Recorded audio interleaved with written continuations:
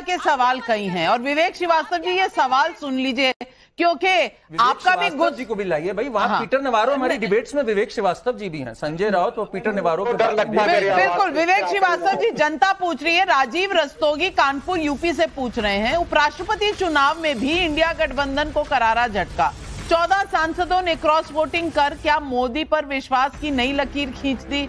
अब सोचिए, इस पर चिंतन कीजिए। नेहा राजपूत का रांची झारखंड से सवाल है, जो नारा राहुल गांधी अपनी यात्रा में लगा रहे थे वैसे ही नारे कल नेपाल में लगे। सवाल है, नेपाल का डर दिखाकर मोदी विरोधियों की मंशा है क्या? विवेक श्रीवास्तव जी जवाब। मैडम, डरा कौन है? आपके पैनल में बीजेपी क्यों नहीं है? सरकार जिस पार्टी ने बना रखी है क्यों गायब है और क्यों डरी हुई है?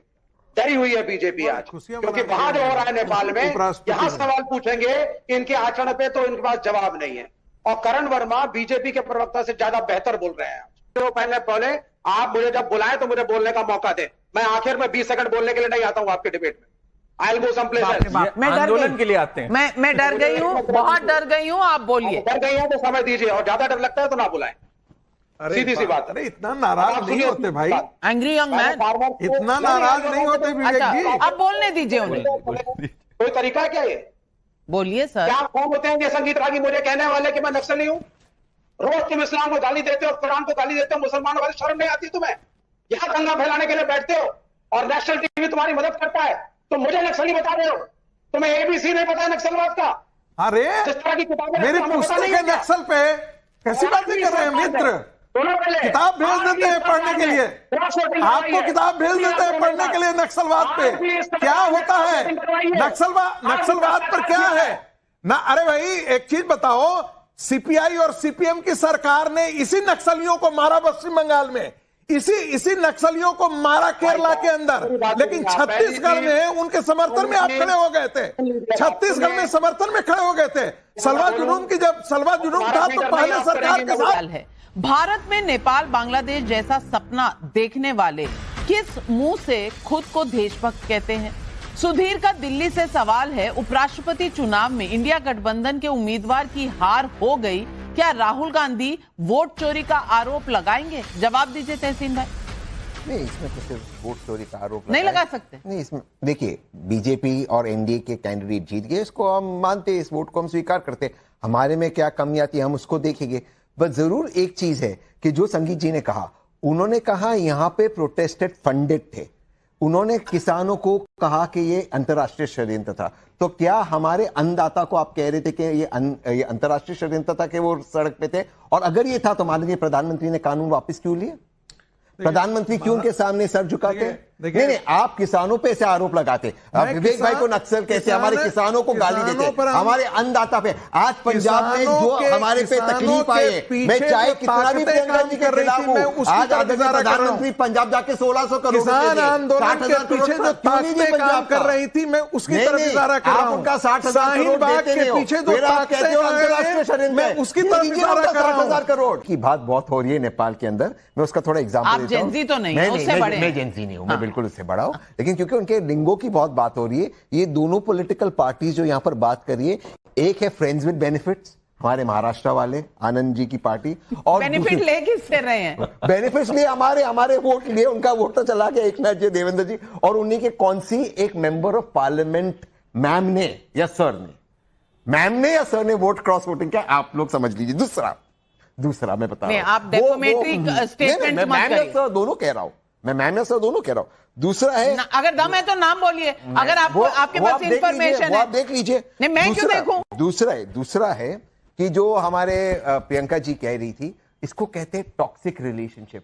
जब तक आपको जरूरत हो तब तक आप कहो ठीक है, पर जैसे कुछ गलत हो जाए कह रहे हैं आपकी गलती है। भैया, उपराष्ट्रपति को मिलने जा रहे थे अरविंद केजरीवाल जी, इसके लिए उपराष्ट्रपति जी फायर हुए, कर रहे थे आप आपके लोगों को कंट्रोल नहीं कर रहे। इनका स्पोक्स पर्सन टाइम्स नाउ पे सुबह कह दिया ब्रेकिंग न्यूज प्रनेश के साथ कि हम कर रहे राधा कृष्णन जी को वोट। ये आप देख लिए, टाइम्स नाउ पे ब्रेकिंग चला और आके मुझे कह रहे राहुल गांधी ने। प्रियंका कक्कड़ जी, अब इंडिया गठबंधन में यही है, नेपाल जैसी स्थिति इंडिया गठबंधन के अंदर हो गई, दूसरों को तो क्या बोलेंगे? ये जवाब दीजिए इन्हें।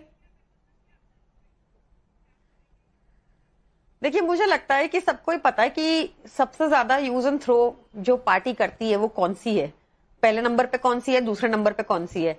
हम तो सच्चाई से चुनाव लड़ रहे थे और आप बता दीजिए ना, अगर आप अपने नहीं आप बता दीजिए ना, नाम बता दीजिए, जनता को समझ नहीं आ रहा। आम आदमी पार्टी समझ रहे हैं लोग। पहले नंबर पे बीजेपी है यूज एंड थ्रो में, दूसरे नंबर पे कांग्रेस है, पता ही है सबको, सबको पता ही है, इसमें तो कोई कंफ्यूजन है ही नहीं। दिल्ली में बताओ, बता रहे थे वो बोल रही है तो कर रहे हैं, नविका जी बोल रहे हैं कि इनका 2000 दिल्ली में इनके नेता प्रेस कॉन्फ्रेंस करके बता रहे हैं कि 2024 का 0 2019 के 0 से कैसे बेहतर है। मतलब क्या बात कर रहे हैं ना, मतलब सबने देखी थी वो प्रेस कॉन्फ्रेंस। तो ये तो इनकी हालत है, अभी भी एक्नॉलेज नहीं कर रहे। कांग्रेस का तो कोई प्रवक्ता यहाँ पे आता नहीं। सपोर्टर हैं तो सपोर्टर आपको एक्नॉलेज करना चाहिए कि वो अगर अपने आप को कांग्रेस प्रधानमंत्री बनने की मंशा रखते हैं, अगर वो अपने आप को सबसे बड़ी ऑपोजिशन पार्टी बताते हैं, तो उनको क्या 2 दिन पहले निकल जाना चाहिए था वीपी इलेक्शन के, जब दूसरे साइड पे मोदी जी अपनी लास्ट सीट पर बैठकर मेक श्योर कर रहे हैं कि कैसे इसमें वोटिंग डलनी है, सबको मॉक वोटिंग हो रही है, सबको समझा रहे हैं, सबको दिखा रहे हैं, विप जारी नहीं कर सकते पर अनऑफिशियली सब कुछ चल रहा है, सारे बयान आ रहे हैं कि हमारी तरफ तो ये भी हो गया वो भी हो गया। अब कांग्रेस क्या कर रही थी मलेशिया में? आप बच्चे हो क्या? गठबंधन करने आपको कॉमन सेंस नहीं है क्या कहाँ वोट करना है? ये तो सबके दिमाग में आएगा। ये आपको सिखाए क्या पाठशाला, सुशांत जी की पाठशाला की तरह? नहीं आप बैठो, संजय जी बैठो, यहाँ वोट करो, ये करे क्या? आपने ईमान ही नहीं है कहाँ वोट करना है। नहीं, इसमें एक स्पेशल पेन यूज होता है, झगड़े पड़ गए, हो गया। अगर आपको this is Nepal in India alliance, Karan Verma ji. नहीं देखिए जरा नाविका जी, पहले तो प्रियंका जी ने आज इतने सेल्फ गोल्स कर दिए हैं, आते ही इन्होंने कहा यूज एंड थ्रो पार्टी कौन सी। भाई प्रशांत भूषण जी और योगेंद्र यादव जी से अगर पूछ लें, उनका कहना है आम आदमी पार्टी है सबसे नंबर 1 पे यूज एंड थ्रो पे। तो भाई स्पेसिफाई कर दिया करिए प्रियंका जी, ये टेकन फॉर ग्रांटेड नहीं कौन सी पार्टी। दूसरी बात, प्रियंका जी ने आज जो बातें करी, एक सेकेंड मैं बोल लूं प्लीज, बीच में मत बोलिए प्लीज। इन्होंने बोला अभी नाविका जी जब आई शुरुआत में, तो इन्होंने कहा कि ये देश में अपराइजिंग हो सकती है, देश जवाब देती है, देश भी सहन नहीं करती। बिल्कुल सही कहा इन्होंने। जब शराब घोटाला हुआ और जब देखा कि एक मुख्यमंत्री जेल में, देश में अपराइजिंग ऐसे नहीं होती कि सड़कों पे उठते हैं, सब आईएमएन अनार्किस्ट नहीं बोलते केजरीवाल की तरह, वो बैलेट के थ्रू जवाब देते हैं। उन्होंने केजरीवाल को भी अपनी सीट से हराया और मनीष सिसोदिया को भी अपनी सीट से हराया। हमारा देश में ऐसे होता है, एक्सप्रेशन ऐसे होता है, वाइब्रेंट डेमोक्रेसी ऐसे वर्क करती है। आपको नहीं पता होगा इस बारे में, संजय सिंह जी आज अपराइजिंग की बात कर रहे थे। ये अनार्की छोड़ दीजिए प्रियंका जी, अनार्की छोड़कर आगे बढ़िए, आपको जनता जवाब दे चुकी है, कम से कम सबक सीख लीजिए उससे। आप झूठ छोड़िए। झूठ है क्या ये? केजरीवाल नहीं हारे, बीजेपी की तरफ सिसोदिया नहीं हारे, शीश महल नहीं देखा जनता ने। छोड़िए आप, छोड़िए क्या भाई, तो छोड़िए। तो आपने प्रशांत भूषण से बोला, बेचारे पार्टी को खड़ा करा उन्होंने, शांति भूषण जी ने पहली वो लिखी, अब आप कह रहे हैं छोड़िए। देखिए सुप्रीम यूज एंड थ्रो मत करिए भाई लोगों का। आप अरे आप तो ऐसे लोगों को लेते जिन्होंने मोदी जी को सांड बुलाया, आपने उनके साथ कहां की बात